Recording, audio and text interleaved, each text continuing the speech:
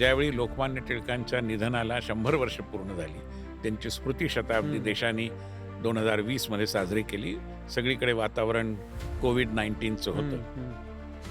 आमची इच्छा होती ICCRची की आपण मांडलेमध्ये जाऊन तो कार्यक्रम करावा, पण जाणंच शक्य नव्हतं.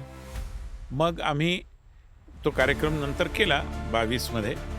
पण त्याच काळामध्ये कधीतरी त्यावेळेचे भारतीय परराष्ट्र व्यवहार खात्याचे फार ज्येष्ठ अधिकारी हे म्यानमारमध्ये म्हणजे ब्रह्मदेशात गेले.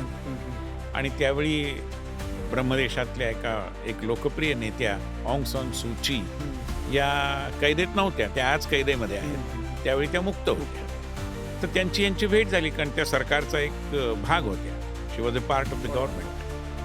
तर त्यावेळी लोकमान्यांच्या मांडलेमधल्या किंवा मंडालेमधल्या वास्तव्याचा विषय निघाला. तर ऑंग सान सू चीनी सांगितलं की मला ही सगळा इतिहास माहिती आहे आणि मी गीता रहस्याबद्दल खूप कुतूहल बाळगून आहे, पण तुम्ही एक करा की गीता रहस्य हा ग्रंथ मला माझ्या म्हणजे बर्मीज भाषेमध्ये उपलब्ध करून द्या.